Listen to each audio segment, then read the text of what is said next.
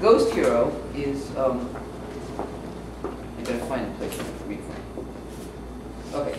Ghost Hero is a Lydia Chin book. Lydia Chin and Bill Smith of Private Eyes. And Lydia Chin narrates this book. The story is that she has been hired by a client who is looking for reputed new paintings by a famous Chinese artist. Nobody's actually seen the paintings. Nobody actually knows if they exist. What is known is that the artist is dead. And so if there are new paintings, it's kind of weird. And the question is, are they really new? Do they really exist? Are they by him? What's exactly going on? They have one lead, which is a gallery assistant in a gallery in Chelsea.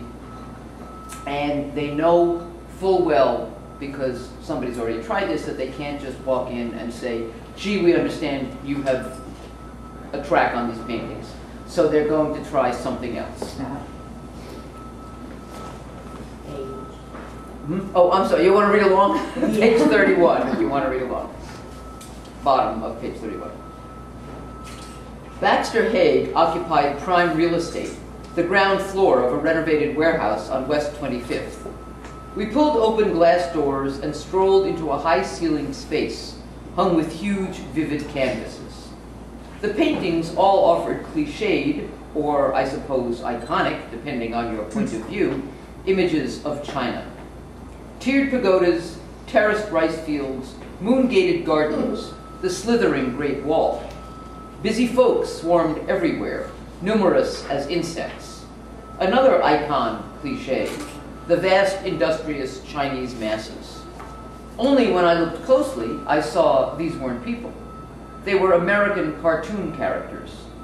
Mickey Mouse in his white gloves harvested rice.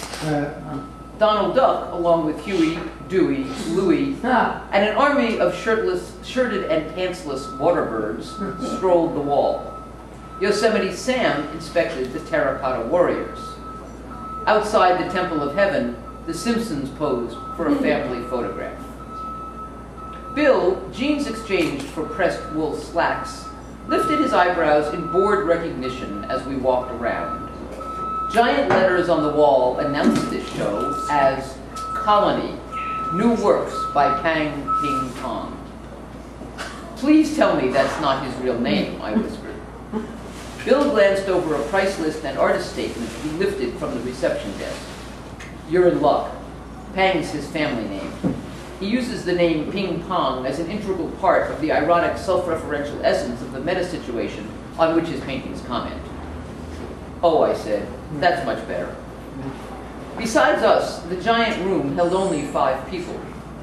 4 were in back among the canvases. An elegant older woman in high-heeled boots, frowning at the Fantastic Four in Buddhist robes. The rotund man beside her, gesturing and murmuring in what seemed to me a smarmily intimate fashion. And a pair of young men whose clothes and haircuts were so painfully hip they had to be art students. The place had the hushed, intense feel of a library. No, the anxiety-tinged air of a classroom during a final exam. The gallery's 5th occupant was a fashionably emaciated, lank-haired young man at the front desk. When we came in, he gave us the narrowed eyes of a proctor.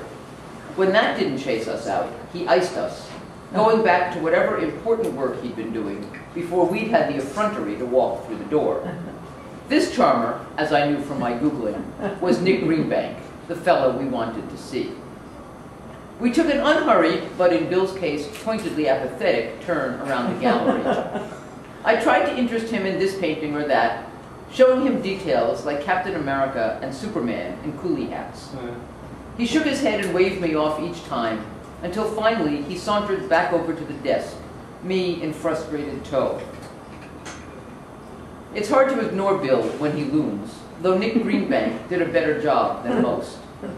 Finally looking up from his computer screen in badly hidden exasperation, he asked, "Can I help you?"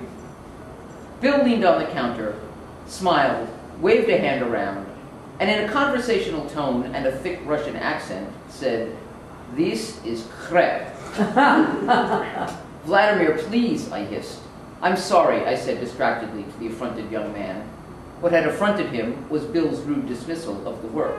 What was distracting me were the blindingly ostentatious gold rings on Bill's fingers, which matched the chains around his open-shirted neck, but which I was sure hadn't been there, which I was sure he hadn't been wearing a few moments ago. Mr. Obelmov hasn't had much exposure to recent Chinese works.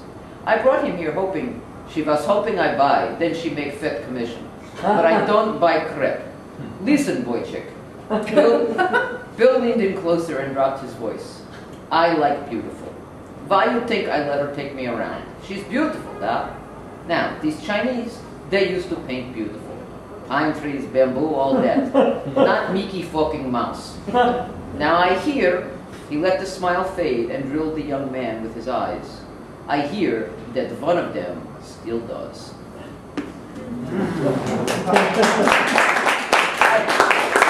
I only read that so I can do my grandfather's accent. I know.